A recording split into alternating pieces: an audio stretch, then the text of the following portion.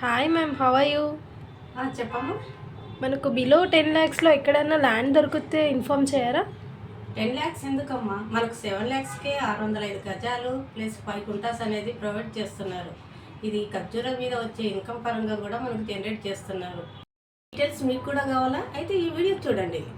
ప్రతి ఒక్కరికి వ్యవసాయం అందించే విధంగా మన సంపకి గ్రూప్ ఆఫ్ కంపెనీ వాళ్ళు మధ్యతరగతి వాళ్ళకు ఒక 5 గుంటలు అనేది ఇప్పించాలనే ఉద్దేశంతో పిల్లలకు కల్చర్ అంటే ఏందో తెలియట్లేదు. పల్లెటూరులో వ్యవసాయాలన్నీ అమ్మేసుకొని సిటీ వైపు పరుగులు తీస్తున్నారు.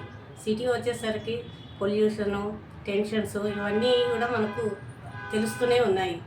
అందుకే ఫ్యూచర్ అనేది మనకు ఒక ఆక్సిజన్ పరంగా కానీ, ఒక లైఫ్ ఎంజాయ్మెంట్కి కానీ, ఫ్యూచర్లో ఏంటంటే టెన్షన్ లేని జీవితం కానీ అందించాలనే ఉద్దేశంతో డిఫరెంట్ కాన్సెప్ట్ తోటి మనం అన్నీ చూసాం. ఫ్రూట్స్కి సంబంధించింది, వెజిటేబుల్స్ సంబంధించి అన్నీ చూసాం. కానీ ఖర్జూర అనేది చాలా తక్కువ.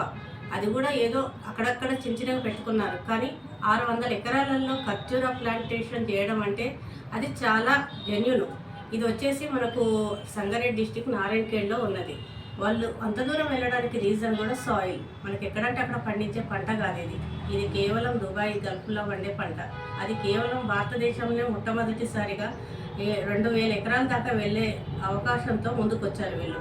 కేవలం మన ల్యాండ్ను కొని వదిలేయకుండా ల్యాండ్ను రిజిస్ట్రేషన్ చేసుకున్న తర్వాత దాని మీద వచ్చే ఖర్జూర మీద వచ్చే ప్రాపర్టీని కూడా మనకు అందిస్తున్నారు.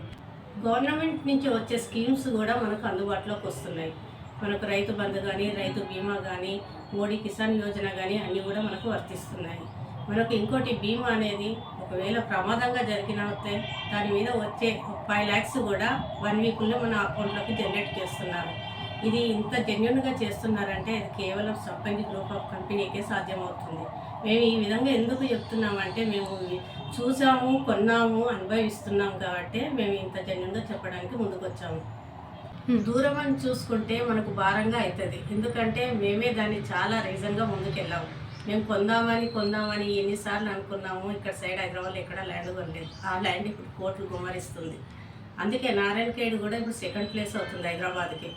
ఎందుకంటే అక్కడ మనకు సైట్ నుంచి 30 kilometers బీదర్ ఎయిర్పోర్ట్ ఒకటి వస్తుంది. మనకు అంత దూరం ల్యాండ్ ఎందుకు, మనకు దగ్గరలో వస్తుంది కదా అనుకుంటాం. ఒక విషయం ఆలోచించండి, మన పిల్లల్ని హైదరాబాద్లోనే జాబులు చేపించచ్చు కదా. అమెరికాకు కానీ, లండన్ కానీ, సింగపూర్ కానీ ఎందుకు పంపిస్తున్నారు? అక్కడ ప్రాక్టీస్ ఉన్నాయి, జాబ్స్ పరంగా శాలరీ ఎక్కువ ఉంది, ఇన్కమ్ పరంగా ఉంది, పిల్లలు బాగుపడతారనే కదండి. ఎందుకు మన భారతదేశంలో లేవా? ఎందుకంటే అక్కడ ఉన్నాయని వెళ్తున్నారు. అదేవిధంగా నెక్స్ట్ మనకు జనరేట్ అయ్యేది నారాయణఖేడేనండి. ఎందుకంటే అక్కడ ల్యాండ్ మీద ప్రాపర్టీ వస్తుంది, పిల్లల ఫ్యూచర్ ఉంటుంది. మధ్యతరగతి వాళ్ళకు ఒక మ్యారేజ్ వైజ్గా కూడా వాళ్ళకు ఇన్కమ్ పరంగా వస్తుంది. పెద్దవాళ్ళకైతే పింఛన్ వైజ్గా కూడా జనరేట్ చేయగలుగుతుంది. ఎందుకంటే ఆలోచించండి ఒక్కసారి, మన భారతదేశంలో ఇంత మంచి ల్యాండ్ వ్యవసాయం నాకు తెలియదు, మా పిల్లలకు తెలియదు. రాబోయే ముందు తరాలకు ఈ వ్యవసాయం అంటే ఎలా తెలుస్తుందండి? వాళ్ళకి చెప్పే విధంగా అయితే మనకు ఒక వ్యవసాయం, అగ్రికల్చర్ ల్యాండ్ అనేది ఉండాలి కదా. ఆలోచించండి. పిల్లల భవిష్యత్తును సంపంగిలో పెట్టుబడి పెట్టండి. పెట్టుబడితో పాటు మీరు ఆనందంగా ఉండండి, మీ పిల్లలు ఆనందంగా ఉండండి.